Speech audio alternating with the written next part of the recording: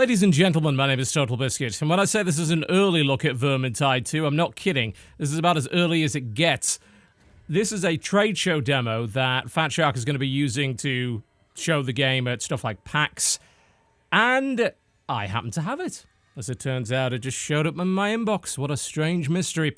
So I thought I'd mess around with it a little bit and show you what's going on. As I said, this is the earliest possible demo for Vermintide 2.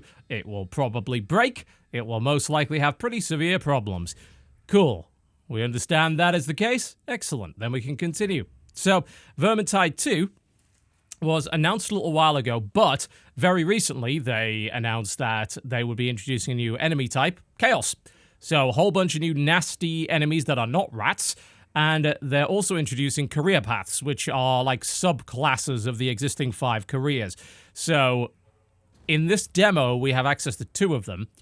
We've got a version of Marcus Kruber, who is a knight, and we also have a version of Corellian, who, strangely enough, was a wood elf in the first game, but apparently can take a path which would make her a shade, which, last I checked, is a dark elf unit in Warhammer Fantasy. And you can see you get passive and active abilities depending on which of these you go for. So, Corellian is a bit of a backstabber, has an invisibility active, and is going to do a lot more damage from behind. You'll see a repeating crossbow by the looks of it in that footage there. Again, very much a dark elf weapon. And as for Kruber as the knight, very, very large hammer. Fatal damage will restore some of Marcus's health on Sigma's Blessing, and a valiant charge, so you are very much a front-line brawler kind of fighter. I think we'll probably try them both out. We'll start with the guy with the big hammer. Why not? Like I said, I give no guarantees as to whether or not this is going to work properly, but let's dive in and have a look at it anyway. Hopefully we should encounter some of the new enemies. I would imagine we would, otherwise there's very little point in demonstrating the thing in the first place. It's going to be running on the same engine as the previous game, and that's probably bringing up some concerns for some of you, and I don't blame you, because honestly, on release, and to some extent still today, that game doesn't necessarily run all that well on all systems. It's not massively well optimized, and you need a fairly high-end system to keep the frame rate up at very high detail levels. I'm hoping they're able to optimize that engine somewhat. Obviously, this demo is not going to demonstrate any of that. The game is very much CPU-bound at the moment. They warned me of that when they gave me the demo. But hopefully that will be something they'll be able to sort out. Obviously, things like field of view, there's basically no options in this demo at all, so don't be surprised that the field of view is fairly obnoxious. Alright, well, those don't look like rat men at all, do they? Indeed, they actually look like Chaos, because they are. So, I'll take a few shots there and get out my big hammer. Now, in terms of his charge ability, it may be charging up on F. I'll have to have a look at that and see how it goes. Come back here, you bastard. There you go. I'm going to imagine that's what it's charging on.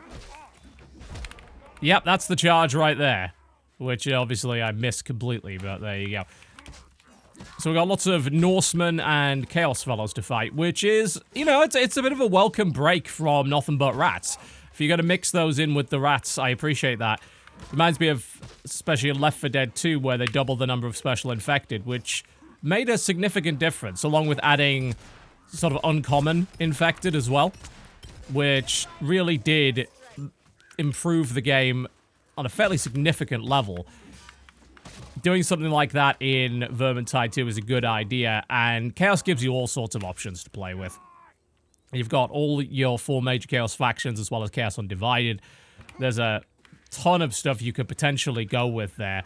In terms of what they have, well, we know there is a Chaos Spawn as a big boss. It looks like there's a big Nurgle Sorcerer back there, in fact, from what I can see.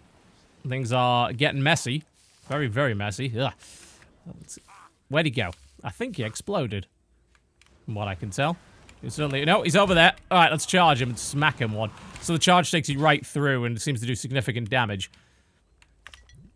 Don't need the potion as of yet. Looks like we don't take a lot of damage in this demo, which for a trade show demo with AI is to be expected. But it already feels a little bit fresher because I'm not being constantly bombarded by the same enemies that I was dealing with in Vermintide. As much as I continue to enjoy that game and I come back to it every once in a while, fighting the same rats over and over and over again does get a little bit tiresome. I don't think there's any real doubt about that. There we go, nice big hammer swing. I will say, though, Vermintide has had some of the best melee combat in a PC game that I have ever played. And it looks like it very much continues that tradition. The nice big hammer. They might want to maybe increase the speed at which that charge ability kicks in. Because it doesn't really seem like that's kicking in often enough for it to be a genuinely useful ability. I've only got to use it like 3 or 4 times so far. It may be down to a gear thing as well. Oh, here we go. I don't have any grenades, unfortunately. I haven't really been looking for any. They may or may not have consumable drops in this demo version. I would certainly hope so. Nice big swing! Do as much damage as possible. But the melee still feels great. It'll be interesting to try that spear wielder. See how she feels, especially considering that she gets that bonus for attacks from behind.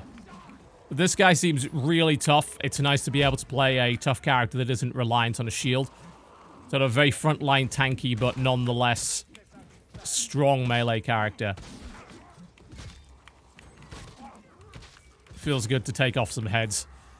There's just some very, very good feedback on the melee in general. You know, you've got nice, satisfying, slow swings, good wind-ups, good animations in general tied into some strong audio assets and some really good responses when you actually hit something.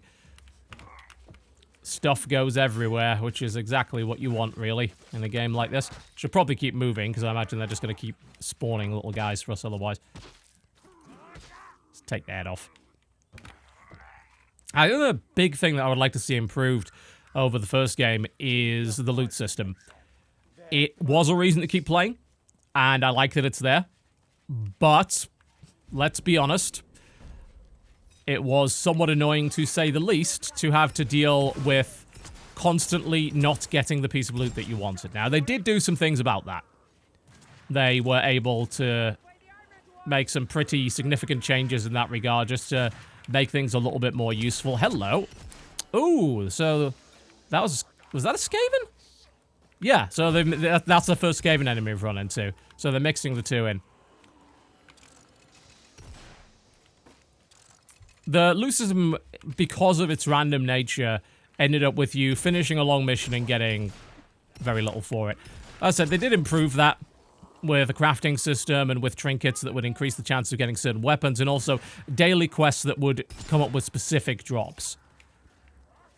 And that's a good thing. As to what more they could do, I mean, an element of randomness is still fine. And people do enjoy getting random loot, but simultaneously, they want to feel like they've got something useful. I'd like to just see the loot system expanded so that it's more than just weapons and a trinket. It used to be, well, they still do have cosmetic helmets, maybe make armor pieces that are not cosmetic. An over-reliance on gear is not necessarily what you want. You do have to watch out for that. You want it to be primarily a skill-based game nonetheless, but the consistent progression throughout the game and increasing the difficulty levels as you go is going to be tied into gear to some extent, and that's not a bad thing as far as I'm concerned. That's the kind of thing that they should continue to pursue, and hopefully create a loot system that is satisfying and is consistently giving you good stuff and not making you feel like you've wasted your time.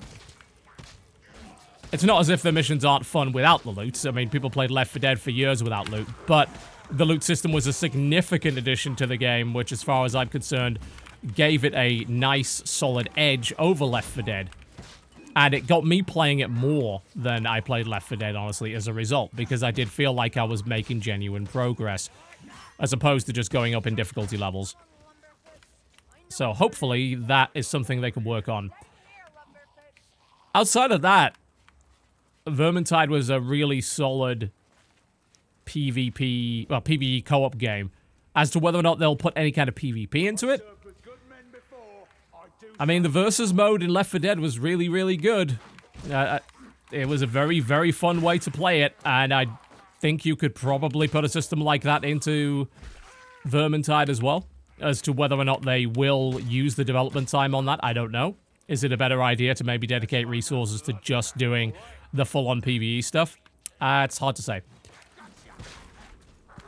I'm sure they probably have some statistics.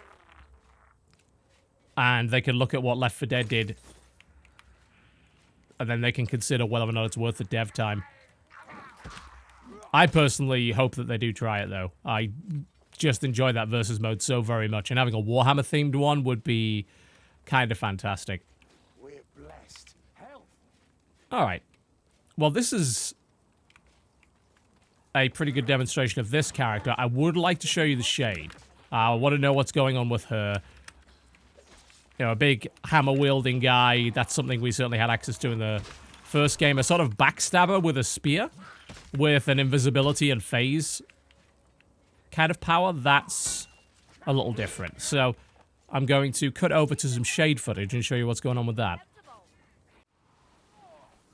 Alright, so this is the Shade, and the initial problem I have with this is very much tied into the demo. The AI tends to fixate on you regardless of whether or not you should really be the primary target, so actually getting behind the enemies to do all of that bonus damage is quite tricky. Unfortunately, with these larger enemies, they do have the armor as well, so you're gonna have to aim very specifically for the head. When you are able to get behind them, you can do some excellent damage. I'm going to say the spear is actually really fun to use. It's a very fast weapon, and you can use these shadow abilities to get out of trouble, but it seems like the AI does tend to spot you as well. Really, you want to be sort of lurking on the outskirts of a fight, and also using your abilities to hunt down the special enemies. When you're playing a game with proper teammates against AI that doesn't tend to home in on you the way that it currently is in the demo, I have a feeling this will be a really useful class. The spear animations are really cool. They're rapid, they feel like they do some really good damage, they've got nice audio effects to accompany them, and getting some good backstabs with that does feel great. Good reach on the thing, so you can do sort of an overhead stab attack, and you also do a charged sweep. And the repeating crossbow is exactly what you'd expect it to be. Does good damage, fires relatively quickly. I'd like to maybe see it fire even a little faster, since the repeating crossbows in the Warhammer world are known as being one of the fastest firearms that you can get. So seeing it not fire especially quickly is not ideal. But I could see this being a very interesting choice of class, but more of an advanced class. The kind of thing that requires some practice to get right, simply down to the idea that you really should not be head-to-head with these things. You need to try and get behind them as best you can. Let your tanks get the enemy to fixate on them and then work from there. But I like the idea of having a more backstabby, roguey kind of career option. The Waywatcher in the original game certainly was a little bit like that, but this is far more focused on that idea. I don't think that's a bad thing whatsoever. There's the phase ability, which is really one of the only ways to get behind a lot of the stuff in this particular demo, simply down to how much the enemy actually fixates on you. Toss a bomb in the middle of that. But as a assassin of specials, I think this is going to be a really strong class by the looks of it. The only concern that I really have with the career system is that it might end up pigeonholing you a little bit. Now, in the original game, you had a lot of options as to how to play various different classes within the game. So, you know, the dwarf was not relegated to being a tank all the time. The Waywatcher didn't have to be a ranged unit all the time, because you had a lot of different weapons to choose from. My concern with them going down this route with these subclasses is that you end up being pigeonholed in that way. I think the way to avoid that is just give a large variety of options to everybody. Give certain bonuses and buffs in the skill tree to different weapon types and playstyles, and just let people figure it out for themselves. You know, maybe there is a suboptimal setup that they go for. Maybe they do pick weapons which were not necessarily designed, as it were, for that particular subclass, and that's actually fine. Just let them do that. You know, it's a PvE game. There's no harm in people playing their suboptimal choice, as it were. I mean, maybe giving a speed buff to this class would help as well to actually get behind the enemies. More often than not, it seems like by the time you get behind the enemy's dead. So you're not really benefiting too much from that extra damage. But I like the idea of it. Like I said, the spear feels really good to use. I've noticed some nice increases in model fidelity. We were dealing with one of the, I think it was one of the Skaven Gunners earlier. And versus his model in the first game, looked like the model was significantly more detailed and had some improvements in animation. So while there will obviously be some asset reuse between the games, it looks like they've put in some genuine effort to make the game look better, to polish it up, to make the assets better in general. So that's good. You also notice that they've kind of cleaned up the UI down the bottom there as well. I don't mind it. It's a pretty solid bit of UI. I don't have any specific complaints about it. But it looks promising.